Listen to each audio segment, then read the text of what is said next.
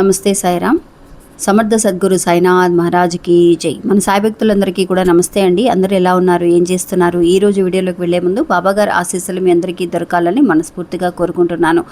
ఇంకా ఈరోజు బాబా ఏమంటున్నారు అనంటే, బిడ్డ, నువ్వు ఇన్ని రోజుల నుంచి వేచి ఉన్నానని, నువ్వు అనుకున్న విషయం అనేది జరగలేదని, అది ఒక శాపంలా నువ్వు బాధపడుతూ ఉన్నావు. కానీ వేచి ఉండడం అనేది శాపం కాదు తల్లి, అది ఒక వరం.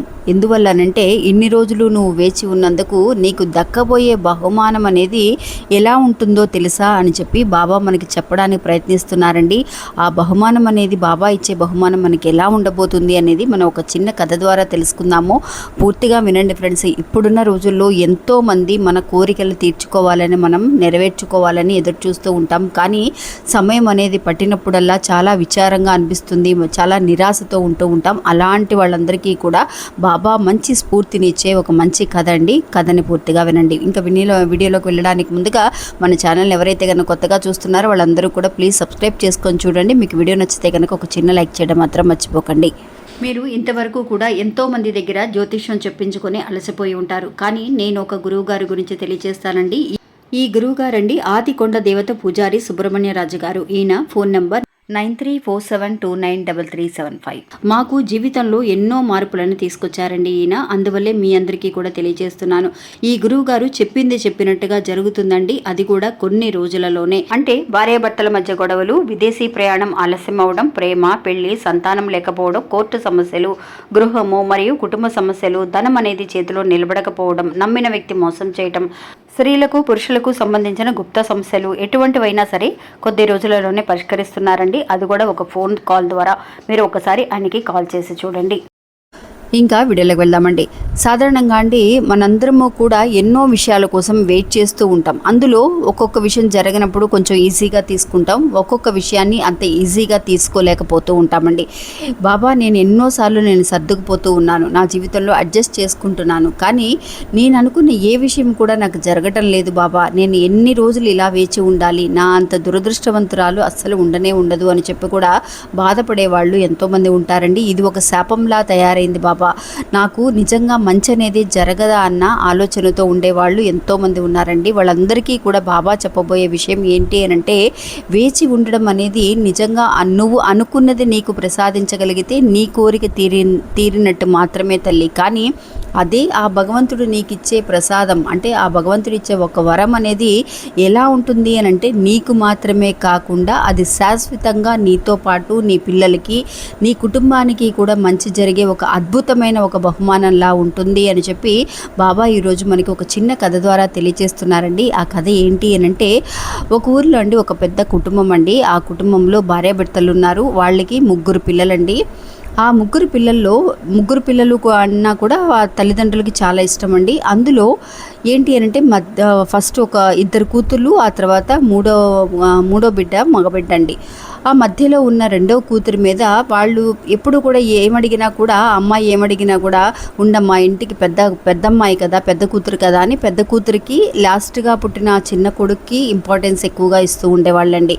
మధ్యలో ఉన్న ఆ అమ్మాయిని, అంటే తను ఏదైనా అడిగినా కూడా, అమ్మ ఫస్ట్ పుట్టిన ఆడబిడ్డని మనం చూసుకోవాలి కదా, అక్కకి ఫస్ట్ మనం ఇది కొనిచ్చేద్దాము అని చెప్పేసి అని అనడం. కానీ తమ్ముడు నీకంటే చిన్నవాడు కదా తల్లి, ఆ తమ్ముడికి నువ్వు ఏదైనా అడిగితే చేయాలి కదా, నువ్వు అక్కవి కదా అని చెప్పి ఆ మధ్యలో పుట్టిన ఆ బిడ్డని పెద్దగా వాళ్ళు నిర్లక్ష్యం చేస్తున్నట్టుగా అనిపించేదండి ఆ బిడ్డకి. కానీ తల్లిదండ్రులు తన గురించి కూడా ఆలోచించేవాళ్ళు. కానీ ఆ బిడ్డ చాలాసార్లు అనుకున్న విషయాలు, చిన్న చిన్న విషయాలు కూడా అక్కకి కొనిస్తున్నారు, తమ్ముడికి కొనిస్తున్నారు. కానీ నేనేదన్నా అడుగుతూ ఉంటే అక్కకి ఫస్ట్ ప్రాధాన్యత ఇవ్వాలి కదమ్మా అంటున్నారు. లేదంటే కనుక చిన్నవాడు కాబట్టి తమ్ముడికి ప్రాధాన్యత ఇవ్వాలి కదా అని అంటున్నారే. కానీ నా గురించి ఎవ్వరూ పట్టించుకోవట్లేదు బాబా, నాకు చిన్నప్పటి నుంచి కూడా ఒక్క కోరిక కూడా తీరలేదు అని చెప్పి బాధపడుతూ ఉండే ఆ బిడ్డకండి రోజులు అనేవి గడిచాయి.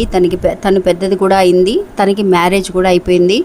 మ్యారేజ్ అయిన తర్వాత కూడా అండి తను ఒక కుటుంబంలోకి వెళ్ళినప్పుడు అక్కడ జాయింట్ ఫ్యామిలీ అండి, అక్కడ కూడా తను 2వ కోడలుగా రావడం అనేది జరిగింది. అంటే ఇంట్లో పెద్ద కోడలు, రెండో కోడలు, మూడో కోడలు, ముగ్గురు కోడళ్ళు ఉన్నప్పుడు చిన్న కోడలు, పెద్ద కోడలు అంటారు. మధ్యలో ఉన్న కోడల్ని రెండో కోడలు అని అంటారు కదా.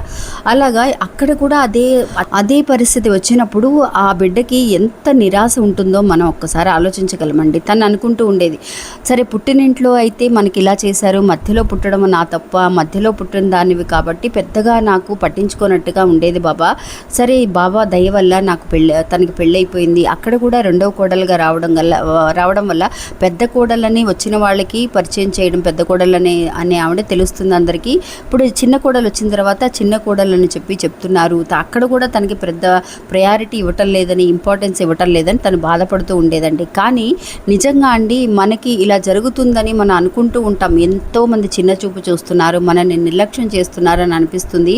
కానీ భగవంతుడు అనేవాడు ఒకటి ఉంటాడండి. ఆయన మన ఇంట్లో వాళ్ళు లేదంటే మన పుట్టినింట్లో కానీ మెట్టినింట్లో కానీ మనకి ఇలా ఉండినప్పుడు మన ఆశలు మనకి తీరలేదని మనం అనుకుంటూ ఉంటాం. కానీ వాళ్ళకి ఆ పెద్ద కూతురు అయినా సరే, ఇంట్లో ఉన్న వాళ్ళు పుట్టింట్లో మన కూడా పుట్టిన వాళ్ళైనా సరే, అత్తింట్లో వచ్చిన వాళ్ళ కుటుంబాలలో సమస్యలు అనేవి ఖచ్చితంగా ఉంటాయండి. కానీ తనకి ఎలాంటి ఆరోగ్య సమస్యలు అనేవి తనకి లేనేలేవు. పుట్టింట్లో ఉన్నప్పుడు కూడా తన అక్క కానీ తమ్ముడు కానీ ఏదైనా సరే కొంచెం హెల్త్ ఇష్యూస్ ఉండేవి. తను పెద్దగా ఈ కూతురికి మాత్రం, మధ్యలో పుట్టిన ఆ కూతురికి మాత్రం పెద్ద ఆరోగ్య సమస్యలు ఉండేవి కాదు, చాలా బాగుండేదన్నమాట. అలాగే ఈ ఇంటికి వచ్చిన తర్వాత కూడా అండి ఆ పెద్ద కోడలికి పిల్లలు లేరు. ఈ రెండో కోడలు నిజంగా తను మ్యారేజ్ అయిన వెంటనే తనకి బిడ్డ పుట్టడం అనేది జరిగిందండి. మూడో కోడలికి తన హస్బెండ్కి అండి తను మ్యారేజ్ అయిన సంవత్సరానికి తనకి ఉద్యోగం పోవడం అనేది జరిగింది. అందువల్ల అందరూ అనేవాళ్ళు తన కోడలు రాగానే ఉద్యోగం పోయిందని తన్ని చీటిపోటి మాటలతో ఏదో తిడుతూ ఉండేవాళ్ళండి. అలాగా తిను అనుకున్నట్టుగా మనకి మాత్రమే సమస్యలు ఉన్నాయని మనం బాధపడుతూ ఉంటామండి. వాళ్ళలో ఏం సమస్యలు ఉన్నాయి ఎవరికీ తెలియదు. కానీ తిను ఎవరైతే కనుక తను పట్టించుకోలేదని అనుకున్నారో వాళ్ళందరి ముందు తలెత్తుకొని తిరిగేలాగా నిజంగా బాబా ఒక దారి చూపించారండి. అది ఏంటి అని అంటే, ఒక యూట్యూబ్ అనేది తను స్టార్ట్ చేసి బాబా గురించి తన సందేశాలు చెప్పడం, ప్రచారం చేయడం, కథలని నలుగురికి తెలియచేయడం అనే చిన్న చిన్న విషయాలను తెలుసుకొని యూట్యూబ్ అనేది స్టార్ట్ చేసి ఈ రోజు అండి తను చాలా గొప్ప స్థాయిలో, ఎవరైతే తనని చిన్న చూపు చూస్తున్నారో, తను పట్టించుకోవట్లేదని అనుకుంటున్నారో వాళ్ళందరూ కూడా తిరిగి చూసేలాగా తను ఒక శారీ బిజినెస్ చేస్తుంది. అనేక రకాలుగా బిజినెస్ అనేది డెవలప్ చేసుకుంది. ఎన్నో రకాలుగా ఆధ్యాత్మికంగా కానివ్వండి, నిజంగా ఎన్నో రకాల ఆలయాలకు వెళ్ళటం, తను నలుగురికి మాత్రమే తెలియాలి అని అనుకున్న ఒక విషయాన్ని కొన్ని లక్షల మందికి ఈరోజు తను తెలియచేస్తూ ఎంతో మంచి మంచి పనులను చేస్తూ ఉందండి. ఆ భగవంతుడండి నిజంగా మనల్ని చిన్నప్పుడు మాత్రమే మనకి నలుగురికి తెలియకుండా చేసిన, ఆ తర్వాత మన గురించి ఎంతోమంది చెప్పుకునేలాగా, ఇలాంటి ఒక బిడ్డని కన్న తల్లిదండ్రులు నిజంగా అదృష్టవంతులమ్మా అని చెప్పుకునేలాగా ఆ బిడ్డ ఈరోజు ఉండిందండి. అత్తగారింట్లో కూడా తను వచ్చిన వేళ విశేషం నిజంగా ఒక పండింటి మగబిడ్డని, ఒక ఆడపిల్లని కూడా కనిందని.